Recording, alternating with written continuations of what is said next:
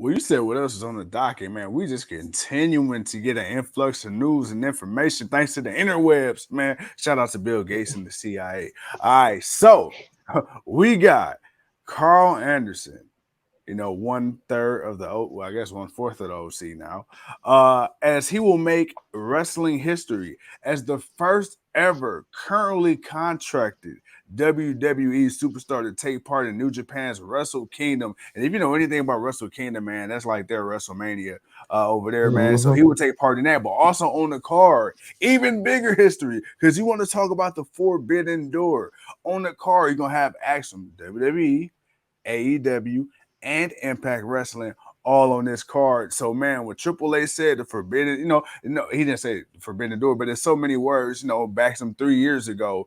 Hey, we're open for business. And it took a while. It took Vince to get on up out of there. But Triple H, on more than one occasion, even more recently with Shinsuke Nakamura, has proven, hey, we are open for business. 2 code, assuming that, and I believe he's going to fight Hikuleo, who also wrestled in AEW. So, bro, where do we see things going with WWE in 2023 moving forward as it pertains to entertaining outside companies? Because before it was like Evolve and stuff like that, but now you're talking New Japan.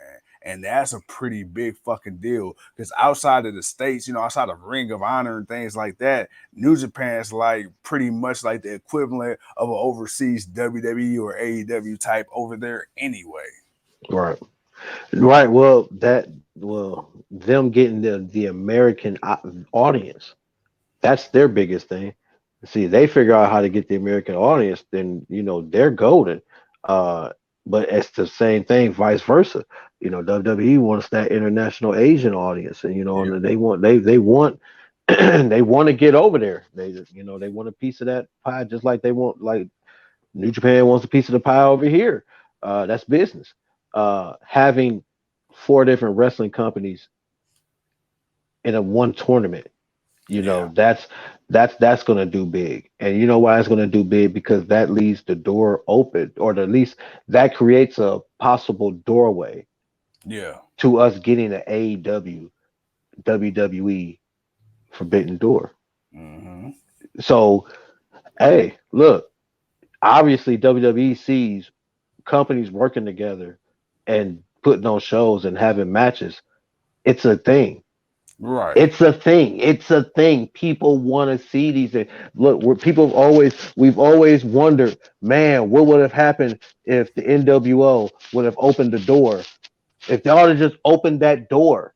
Yeah. And all you had to do was open the door. If they'd opened the door when DX came rolling down, man, what would have happened? Hey, they might That's still be around.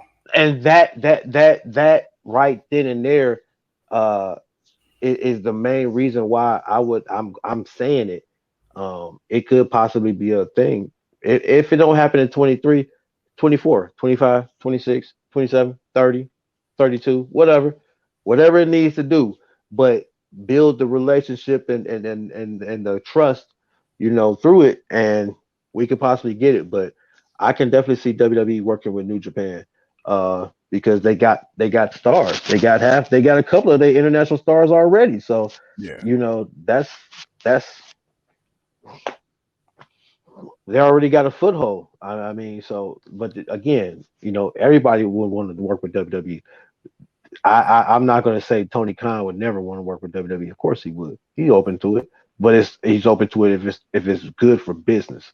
And that's not just saying the catchphrase. That's like the truest thing to say. Like everybody will be willing to work as long as it's good for business Yeah. across the board. And my thing is, I guess before we move forward, I guess I would wonder booking wise how that would work because from what I read online, Tony Khan, any of his stars that go over like to AEW, no, excuse me, like to New Japan or whoever, ROH at the time, and all these other companies overseas or whatever, it was said that Tony had the majority of the booking power over how his stars was booked. Whether when it comes to wins or losses and stuff like that. So when it comes to WWE, obviously being the bigger dog, because AEW and these other promotions, AEW's the big dog. But when it comes to WWE, regardless, there's nobody bigger than WWE. Tony Khan, I don't think he's going to be able to leverage that stroke with WWE as much. How do you see the booking between Triple H and Hunter going? Like, how much of a give and take? Because I would think somebody's ego, and it probably got to be TK, got to go down a little bit for this to work. I mean, it would, but at the same time, um, you can't. Oh well. Here's the thing: with New Japan, it'd be a little different because you're trying to get the American eyes on them.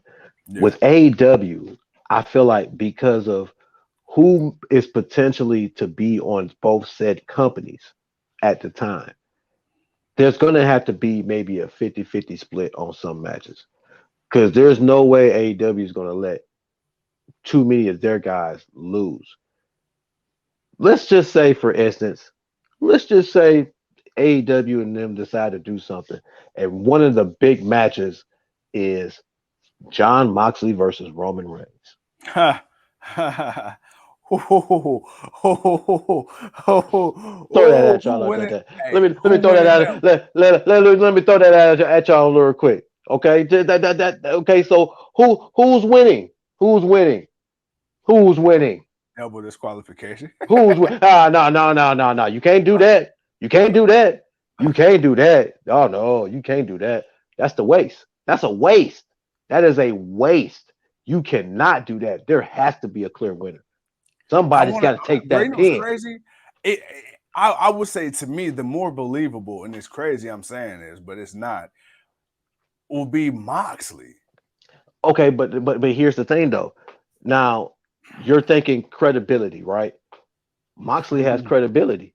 Yeah. You can't say the dude don't have credibility. This dude is a champion in two different companies. Roman ain't that. You know what I'm saying? You can't say Moxley ain't that when he was in WWE, he didn't do the damn thing. He's a Grand Slam champion. Hey, he did the damn thing, man. Hey, he got and he let and he's part of the reasons why AEW got over. So he's top of the food chain. The boy tells you every night he come out. He's the top of the food chain. And he is. I now only reason I bring up Roman Reigns and Moxley is because Moxley is a former WWE employee. Okay. So it's like, okay, who could you go there? But I'll throw you a different one. Let's say you do a Kenny Omega and Seth Rollins.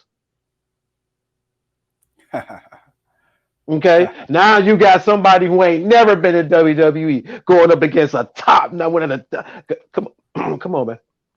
There's got to be a give or take, and with it, you're gonna have to split them. You're gonna have to split. You're gonna have to split them. Like you're gonna put on the best matches. Who you gonna give me a FTR versus the Usos, or give me a Lucha Bros versus the Usos? There you go. I don't want to match up too many people that just left WWE with the. I want some fresh people. So give me the Lucha Bros. To go up against the Usos on the New Day. Who winning? Who losing? You got, but how many of these matches are you putting up? So if you do 8 of these matches and you take the best of your talent, man, you splitting the rock, you splitting the card. You're splitting the card flat out. You're splitting the card. Some from AEW gonna win, some from WWE gonna win. The question is, who? What the New Day say? Who is gonna win?